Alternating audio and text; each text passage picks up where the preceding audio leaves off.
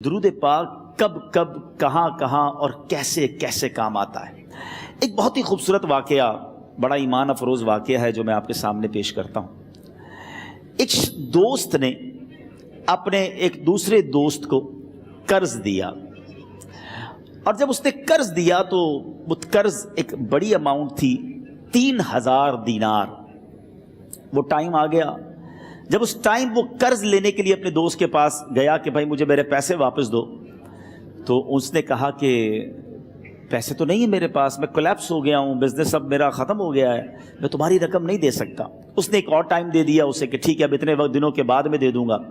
وہ ٹائم بھی گزر گیا، اور جب وہ ٹائم بھی گزر گیا تو اس کے بعد اس دوست نے کہا کہ اب تو پیسے دے دو بھائی، میرا ٹائم پورا ہو گیا ہے۔ پھر نہ دے سکا ٹائم۔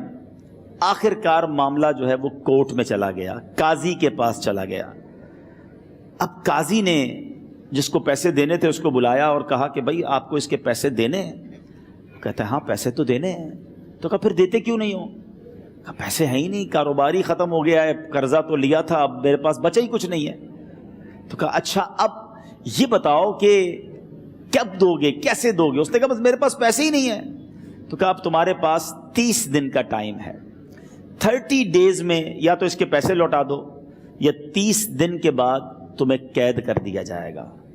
یہ شخص اب گھر آیا، پیسے تو تھے نہیں، مگر شاید علماء نے لکھا کتابوں میں، یہ واقعہ کئی بڑی بڑی کتابوں میں لکھا اور درود پاک کے فضائل کی بڑی بڑی کتابوں میں لکھا، اور اس شخص نے سوچا کہ اس نے ایک حدیث پاک پڑھی ہوئی تھی کہ جس میں نبی پاک علیہ الصلوۃ والسلام نے فرمایا ہے، جس کا مضمون ہے کہ جو شخص پریشان ہو، مصیبت زدہ ہو، اسے چاہیے کہ مجھ پر کثرت سے درود پاک پڑھے، کیونکہ درود پڑھنا مصیبتوں اور پریشانیوں کو لے جاتا ہے۔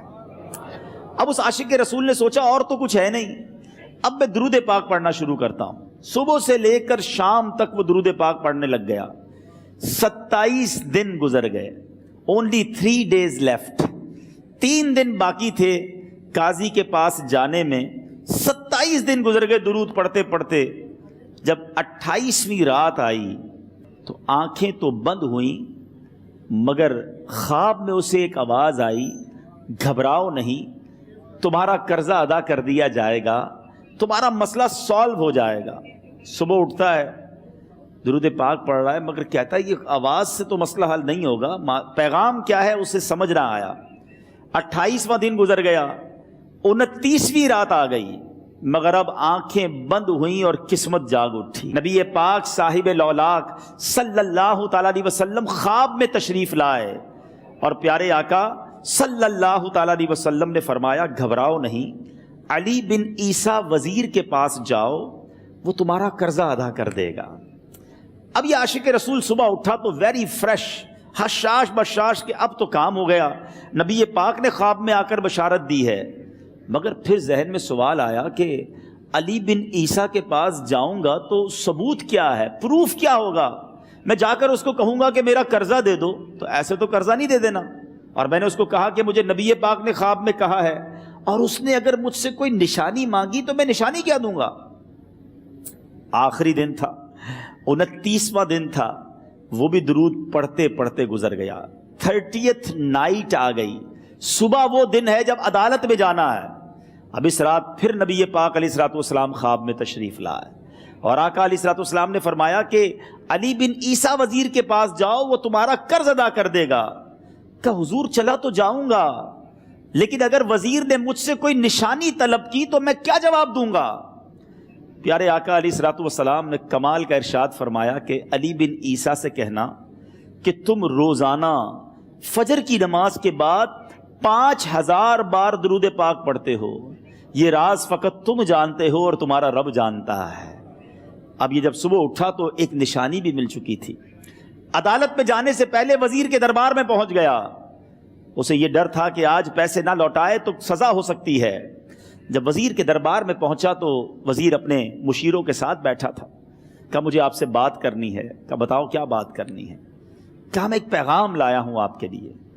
اچھا کس کا پیغام لائے ہو؟ کہا میں نبی پاک جناب محمد مصطفیٰ صلی اللہ تعالیٰ علیہ وسلم کا پیغام لایا ہوں۔ وہ عاشق رسول وزیر تھا، کہتا بتاؤ میرے آقا نے کیا پیغام دیا ہے؟ کہ حضور میں 3000 دینار کا مقروض ہوں، آج آخری دن ہے اور میرے آقا نے مجھے بشارت دی ہے کہ آپ سے کہوں کہ آپ میرا قرض ادا کر دیجئے۔ علی بن عیسیٰ کہتا ہے کوئی ثبوت ہے آپ کے پاس؟ ہے کوئی دلیل بھی ہے آپ کے پاس؟ میں کیسے مان لوں کہ آپ کو نبی پاک علیہ الصلوۃ والسلام نے بھیجا ہے؟ عاشق رسول کہتا ہے خالی ہاتھ نہیں آیا، میرے آقا نے مجھے دلیل بھی عطا فرمائی ہے، مجھے ایک ایویڈنس بھی دیا ہے، اور پروف یہ ہے حضور کہ آپ روزانہ صبح فجر کی نماز کے بعد نبی پاک صلی اللہ تعالیٰ علیہ وسلم کی بارگاہ میں درود و سلام کا نذرانہ پیش کرتے ہیں۔ جب تک 5000 کا عدد پورا نہیں ہوتا آپ اس وقت تک کسی اور سے بات نہیں کرتے، اور اے وزیر صاحب یہ راز صرف آپ کو پتہ ہے اور آپ کا رب جانتا ہے۔ اللہ اکبر! وہ وزیر تو جس کو کہے نا جھوم اٹھا، ایسا عاشق رسول وزیر تھا جو روزانہ صبح 5000 درود پڑھتا ہو، اس کی تو عید ہو گئی نا۔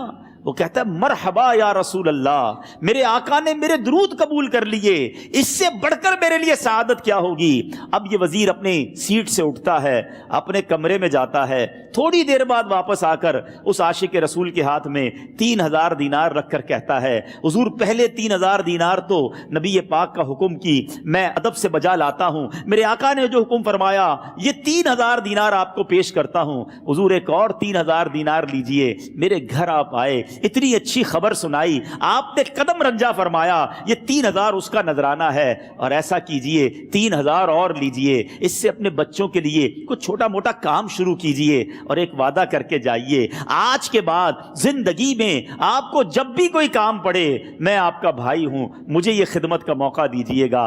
اللہ اکبر! وہ مقروض جو ایک رات پہلے 3000 دینار کا مقروض تھا، ہو سکتا ہے اس کے بیک آف مائنڈ یہ بھی چل رہا ہو کہ اب شاید کل میں نے جیل میں جا کر عدالت میں جا کر گرفتاری دے کر جیل میں جانا ہے، مگر اب 9000 دینار ہاتھ میں ہیں۔ عاشق رسول جھومتا ہوا نبی پاک کی یاد میں گھومتا ہوا اب عدالت میں پہنچا۔ عدالت میں everybody expecting over there کہ آج اس نے آنا ہے اور آ کر کہنا یہی ہے کہ پیسے تو نہیں ہیں، گرفتار کر لو، مگر جا کر اس عاشق رسول نے 3000 دینار جج صاحب کے ہاتھ میں رکھ دیے۔ قاضی کہتا ہے پہلے تو یہ بتاؤ پیسے آئے کدھر سے؟ تم تو کہتے تھے غریب ہوں، تم تو کہتے تھے کاروبار نہیں ہے، ایک مہینے میں اتنی بڑی رقم کا انتظام کیسے ہو گیا؟ سبحان اللہ! اس عاشق رسول نے گویا زبان حال سے یہ کہا ہوگا کہ یہ تو کرم ہے ان کا، ورنہ مجھ میں تو ایسی بات نہیں، اتنا دیا سرکار نے مجھ کو، اتنی میری اوقات نہیں۔ اس نے وہ پورا واقعہ بھری عدالت میں سنا دیا۔ اللہ اکبر! میرے پیارے اسلامی بھائیوں ذرا سوچو پہلے زمانے میں کیسے عاشقان رسول ہوا کرتے تھے، وہ جج وہ قاضی بھی کیسا سرکار علیہ الصلوۃ والسلام کا عاشق تھا۔ اپنی سیٹ سے اٹھتا ہے، بھرے دربار میں بھری عدالت میں وہ اپنے چیمبر میں اپنے کمرے میں جاتا ہے، اور تھوڑی دیر بعد واپس آ کر اس کے ہاتھ میں بھی 3000 دینار ہیں، اور وہ 3000 دینار جو ہے وہ اس عاشق رسول کے ہاتھ میں رکھتا ہے کہ سارا ثواب علی بن عیسیٰ کیسے لے جائے، میں بھی تو نبی پاک کا غلام ہوں، میں تمہارا قرضہ میں ادا کرتا ہوں۔ اچھا، اب ایک اور عجیب سینیریو یہ بن گیا کہ جس نے کیس کیا تھا، جس نے دعویٰ کیا تھا، وہ بھی یہ سارا منظر دیکھ رہا تھا۔ کہتا ہے جج صاحب ذرا رکیے، میں بھی اپنے آقا کا امتی ہوں، اور ایک کام کیجئے قلم کاغذ منگوائیے، اس عاشق رسول کا قرضہ ہی میں معاف کر دیتا ہوں۔ اچھا، اب عاشق رسول نے وہ واپس 3000 دینار جو جج صاحب نے دیے تھے وہ واپس جج صاحب کو دیے کہ حضور یہ پیسے آپ ہی رکھ لیں، قرضہ ہی معاف ہو گیا، اب آپ کے پیسے کا میں نے کیا کرنا ہے؟ جج صاحب کہتے ہیں جو پیسے نبی پاک کے نام پر نکالے ہیں اب مجھے واپس نہیں چاہیے، یہ بھی تم اپنے ساتھ لے جاؤ۔ اللہ اکبر! میرے میٹھے اسلامی بھائیوں، وہ عاشق رسول ایک رات پہلے 3000 دینار کا مقروض ہے، اب 12000 دینار لے کر گھر کو واپس جا رہا ہے۔ اس ایک واقعے کے اندر جو ہم سب کے لیے درس ہے، جو ہم سب کے لیے پیغام ہے، شاعر لکھتے ہیں نا، دکھوں نے تم کو جو گھیرا ہو تو درود پڑھو، दुखों ने तुमको जो घेरा हो तो दुरूद पढ़ो, जो हाजिरी की तमन्ना हो तो दुरूद पढ़ो। आज हम बहुत सारी प्रॉब्लम्स में होते हैं। यहां भी हो सकता है मेरा कोई भाई बीमार बैठा हो, कोई कर्जे में डूब गया हो, किसी का कोई बिजनेस प्रॉब्लम चल रहा हो, कोई फैमिली इशू में डिस्टर्ब हो। आप किसी भी प्रॉब्लम में हैं, खुदा की कसम दुरूद पाक ऐसा वजीफा है। लोग बहुत सारे वज़ाइफ पूछते रहते हैं, बहुत सारे जनाब वज़ाइफ के बारे में मालूमात करते रहते हैं। सच्ची बात यह है, हर दर्द की दवा है सल्ले अला मुहम्मद। हर दर्द की दवा है सल्ले अला मुहम्मद। तावीज़ हर बला है सल्ले अला मुहम्मद। तो खुदारा अपनी ज़िंदगी में दुरूद पाक को शामिल कर लीजिए और आप बिलीव करें, जब आपने कसरत से दुरूद पाक पढ़ने शुरू कर दिए, आप अपनी आंखों से देखेंगे आपके प्रॉब्लम दूर हो रहे हैं, आपकी सेहत अच्छी हो रही है, आपके कर्जे उतरने शुरू हो गए हैं, रोजगार में आपके बरकत होना शुरू हो जाएगी, आपके चेहरे पे नूर आना शुरू हो जाएगा, आपकी जबान में असर आना शुरू हो जाएगा। सल्लू अलल हबीब सल्लल्लाहु तआला अला मुहम्मद। मुझे अपनी और सारी दुनिया के लोगों की इस्लाह की कोशिश करनी है इंशाअल्लाह।